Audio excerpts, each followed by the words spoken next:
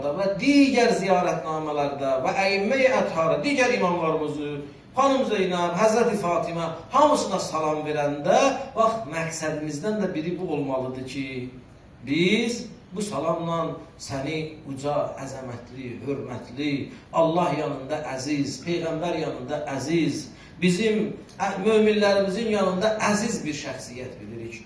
Bu növ biz özümüzü kiçik, səni böyük bilib, sənin əzəmətini izhar eləyən salam veririk sənə ya Hüseyin. Bu, salamın mənalarından nədir? Biridir. Növbəti bir salamın forması, məqsədlərindən biri təşəkkür salamı. Bu, ikinciyə də xahiş edirəm, diqqət edin. Təşəkkür salamı da nədir? Çox önəmlidir. Bu nə deməkdir? Bu o deməkdir ki, ziyarətçi girə İmam Hüseyin əleyhissalatü vesselamın məqamına və yaxud otura, üzün, qəlbin çevrə Kərbalaya tərəf niyyət eləyə Aşura ziyarətnaməsi ilə salam verə və bu salam verəndə də öz daxili aləmində bu hissi yaşaya ki, ya Hüseyin, mən bu salamla sənə təşəkkür edirəm. Əgər sənin bu boyda fədakarlığın olmasaydı, bu din olmazdı, bu İslam olmazdı, bu Qur'an olmazdı, təşəkkür salamı. Çünki biz bəzi nemətlərin fərqinə varmırıq. Bunu da baxın, bu salamı verən insanlar arif insanlardır. Bəsirət əhli bunu dərk edir. Bu söz insanın qulağına müraciət deyil. Bu söz, bu ifadə insanın qəlbinə müraciətdir. Sən salam verəndə orada bir məqsədin də Hüseynə təşəkkür olsun. Sən bu boyda işləri gördün, mən sənə çox sağ ol məqsədi ilə. Sağ ol, təşəkkür elə. Sən elə iş gördün ki, o işi heç Peyğəmbərlər də bacarmadılar. Bunu söz üçün demirəm, bunun hədisi var, amma istəmirəm. Heç kimin bacarmadığı işi gördün sənə, ya Hüseyin. Təşəkkür salamı verirəm. Bu günləri biz əldə olan xırda nemətlər var. Bəzən onun bizə çatmağında nə qədər mərhələlərini keçməsi, nə qədər əziyyətlə bizə çatmasını biz fərqinə varmıyıq. Mən də sizin üçün də rivayət oxuyacağım. Çox xahiş edirəm sizdən, qulaqla yox, ürəklə mənə qulaq asın. Və bu rivayət də bizim üçün çoxlu qapıları açacaq. Həm Kərbala ilə bağlı və həm də bir-birimizlə davranışda, böyüklərimizlə davranışda, valideynlərimizlə davranışda. Bu çox böyük bir qapı açacaq. Hədis, bir hədisdir, bir hadisədir ki, İmam Hüseynin aidiyyəti yoxdur. Amma mən nümunə kimi onu demişəm, xahiş edirəm, diqqətlə qulaq olsun. Rivayətdə var, İmam Muhammed Cavad əleyhissalatu vesselam bu rivayəti nəql edir. İmam Cavad bizim neçənci imamımızdır? Bizim 9-cu imamımızdır. O da öz atası İmam Rıza əleyhissalatu vesselamdan nəql edir. Rivayət yenə sənədi bitir kimə? İmam Zeynul Abidinə. Mən eşitdim atamdan ta İmam Zeynul Abidin bunu nəql edir. Deyir ki, günlərin birində Səlman Əbu Zəri öz evinə qonaq çağırır. Qissəyə qulaq asın, xahiş edirəm sizdən. Səlman Əbu Zəri evinə qonaq çağırır. Hər ikisi zahid kişidir də, bilirsən, bunlar bilirsiniz kimdirlər də. Səlman, Əbu Zər, Peyğəmbərin ən böyük səhabələri barələrində hər ikisinin varid olub ki, cənnət onların gəlişini gözləyir, müştaqdır onlara. Onların cənnət olar üçün darıxır, görməz bu şəxsiyyətlər. Onların cənnət üçün darıxmır, cənnət olar üçün darıxır ki, haçan bu kişilər gələrlər, burada məndə məskunlaşıb, mənə zinət verərlər öz gəlişi ilə.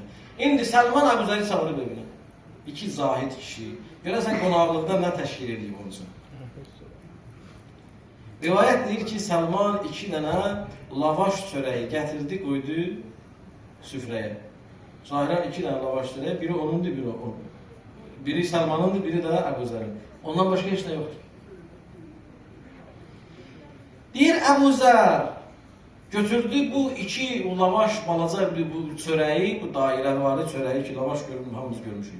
Başladı onu fırlatma üzərində. Baxır o tərəfinə, baxır o bu tərəfinə, baxır o bu tərəfinə, bu tərəfinə. Səlman ona deyir ki, ya Əbu Zər, Əbu Zər, sən nə üçün bu çörəklə baxırsan belə, fırladırsan o tərəfə, fırladırsan bu tərəfə? Səbəb nədir?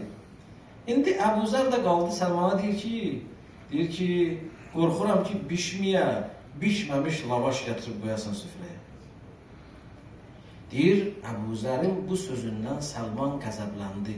Dedi, Əbu Zər, sən bilirsən ki, bu çörək süfrəyə gəlincə hansı mərhələləri keçir?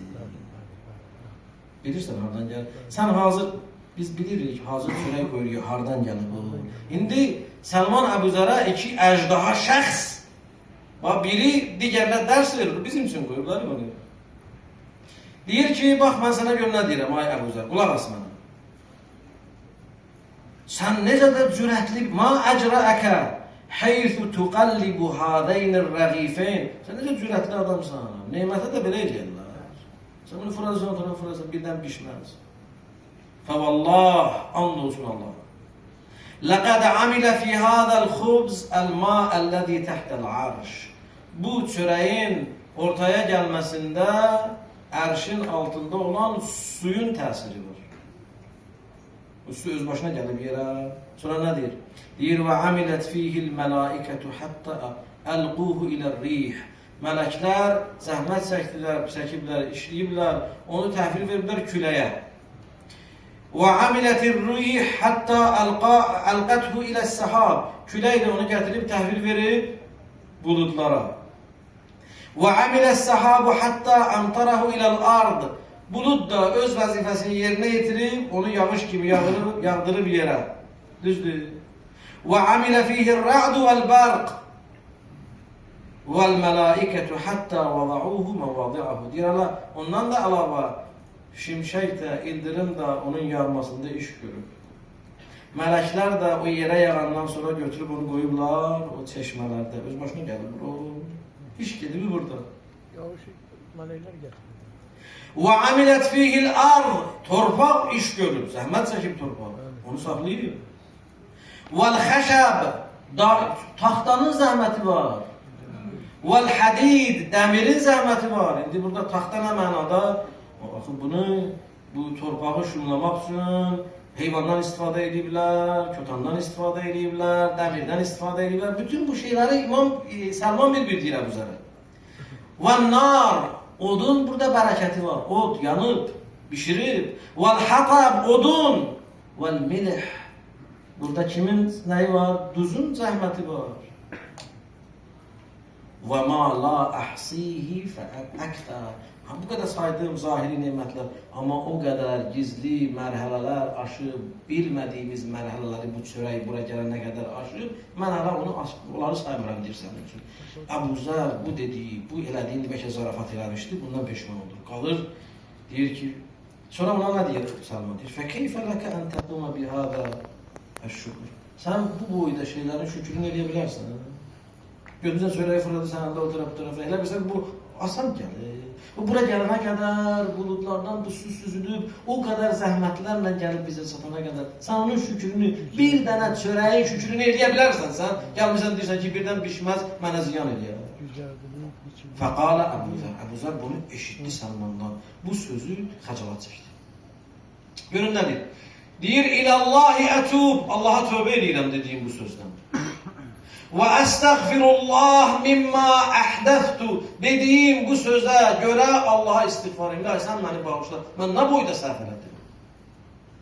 Və ileykə ə'tədir mimma kərihdə.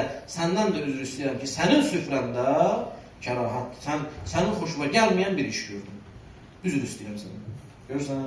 İndi bizdə birinin evinə gedirik, bizim üçün süfrə qoyurlar, növbə-növ nemət qoyurlar, çıxandan sonra danışırlar da. Yeməyin düzü yoxdur, belə pişirmişlər. Bunlar nə bilirlər yemək pişirməyən. Qardaş, bu zəhmət çəkib.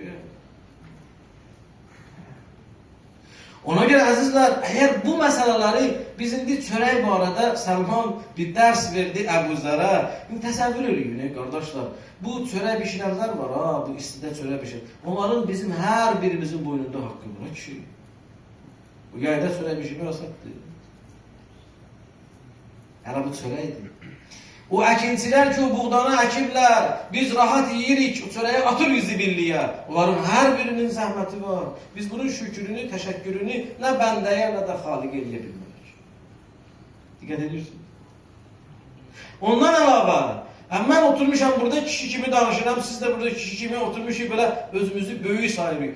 Bizim valideynlərimiz bizi bu mərhələyə çatdırmaq üçün gecələri yatmayıblar, ac qalıb bizi yedizdiriblər, yuxusuz qalıb bizim analarımız bizə laylay deyib. Nə qədər biz onlara dəyər veririk, nə qədər onlara təşəkkür veririk, nə qədər biz laqeydik, nə qədər biz vəfasızıq və nə qədər biz naşükürük.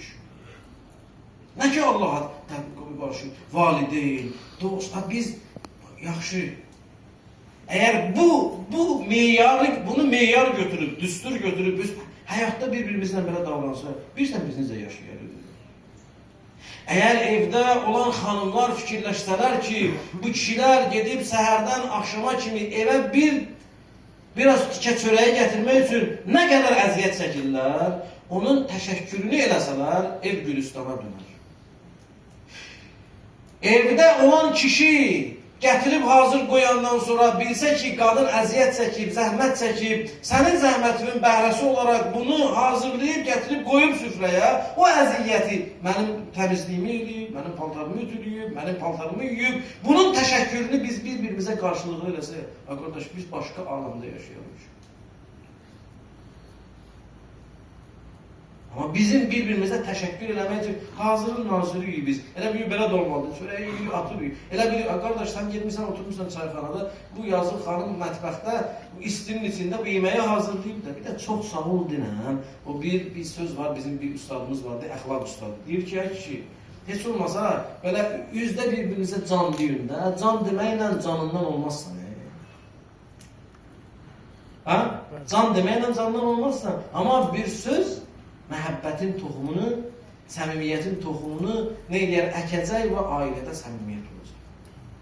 Amma əziz qardaşlar, bu bir dənə böyük dərsdir, mən haşiyə kimi uzaqlaşmaq istəmirəm mövzudan. Biz bu günləri